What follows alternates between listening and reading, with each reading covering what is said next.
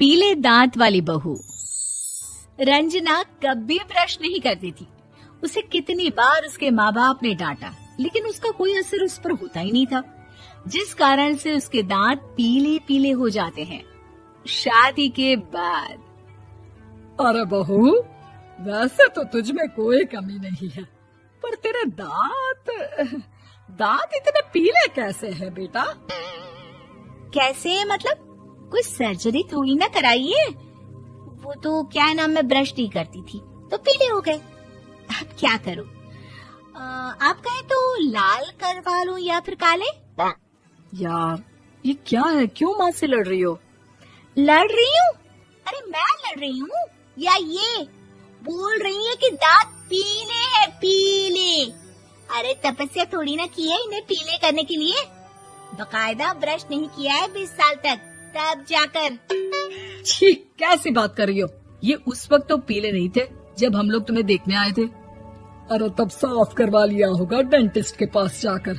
अब देखो कैसे पीले पीले लग रहे हैं। रंजना सास की तरफ गुस्से से देखती है।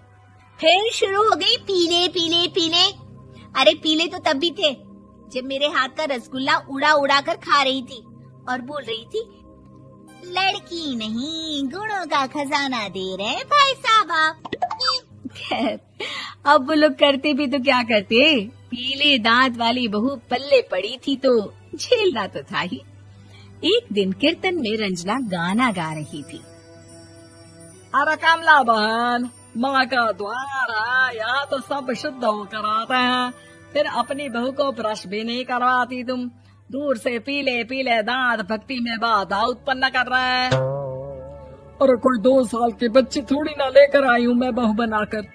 अच्छी खासी लड़की है, अरे कैसे करवाऊं ब्रश? ये तो उसे खुद करना चाहिए ना। अब माँ बाप तो इसके जैसे तैसे निपटा दिए, ये नहीं सोचा कि सास कैसे संभालेगी। सास बहू को लेकर घर आ जाती है, लेकिन सोच लेती है कि अब इसे लेकर कहीं नहीं जाएगी। अगले रोज बहू कहती है, अरे क्या हो गया, मंदिर नहीं जाना क्या? कीर्तन का वक्त हो रहा है। मेरी मधुर वाणी से कान्हा जी जागते हैं और सोते हैं। आप तो जानती है ना उनकी भक्ति में कितना मन लगता है मेरा। वो क्या है ना, तबीयत ठीक नहीं लग रही है मेरी, आराम करूंगी मैं। तबीयत ठीक नहीं लग रही? अभी तो मिथुन के गाने पर नाच रही थी आप, और अब बोल रही है कि तबीयत ठीक नहीं लग रही।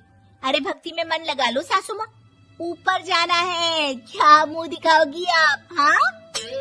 सास को बहू की बात पर गुस्सा आ जाता है। मैं क्या मुंह दिखाऊंगी, इसकी चिंता तो ना कर, समझी? अपने मुंह की चिंता कर, जो ये पीले पीले दांत लेकर हर जगह पहुंच जाती है। पता है लोग कितना मजाक बनाते हैं। ना जी ना, मैं नहीं जाना कहीं तेरे साथ। तो ये बात है। कोई ना, मत जाओ, मैं अपने कमरे में ही बैठकर भक्ति कर लूंगी। ऊपर वाला दांत थोड़ी ना देखता है, मन देखता है, भावना देखता है।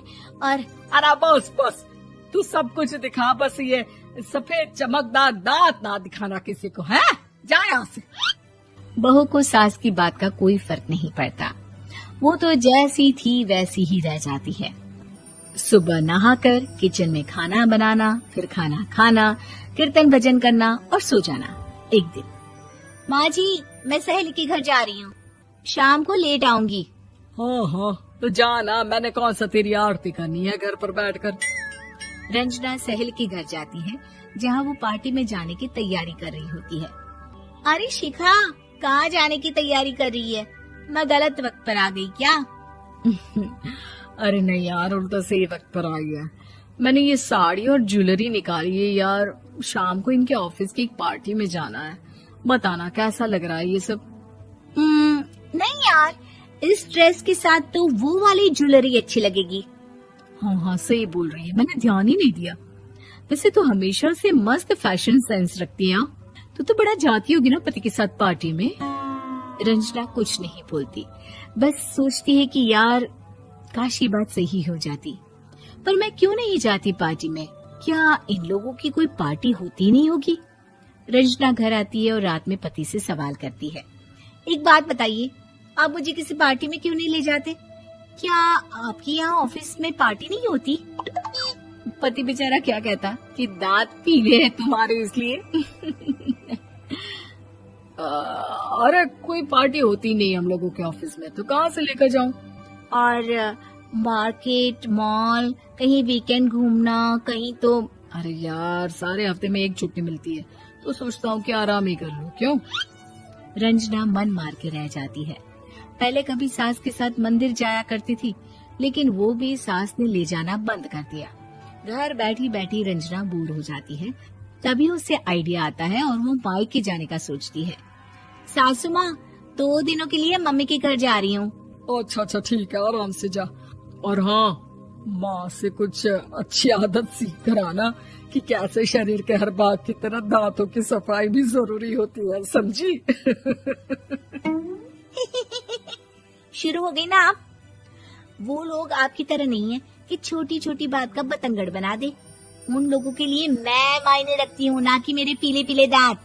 रंजना माँ को बिना बताए उन लोगों को सरप्राइज देती है, लेकिन जैसे ही वो दरवाजे पर पहुँचती है, अंदर देखती है कि घर वाले कहीं जा रहे होते हैं। अब माँ, काश रंजना दीदी के दांतों वाली प्रॉब्लम नहीं होती, तो वो भी हम लोगों के साथ चलती ना बुआ जी की बेटी की शादी में।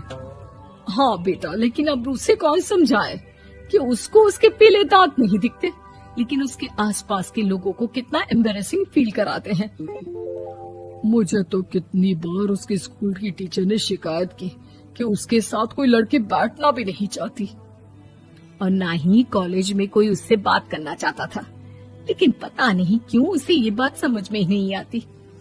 कोई कमी नहीं है उस लड़की में, बस यही कि दांत पीले हैं। वो तो भला हो जीजा जी और उनकी माँ का, जो दीदी को जैसी है वैसे ही रखा हुआ है।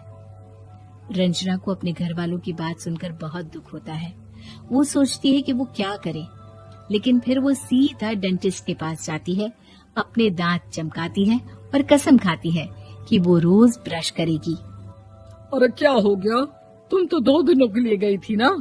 पर कोई ना, अच्छा है, चलो आ गई तो। रंजना सास के सामने आकर खड़ी हो जाती है और पूरी स्माइल करती है, उसके चमकदार दांतों को दिखाती हुई। हैं? चलो मंदिर। माँ, मुझे माफ कर दीजिए, मैंने आप लोगों को बहुत एम्बैरेसिंग फील करवाया। मैं आज से रोज ब्रश करूंगी।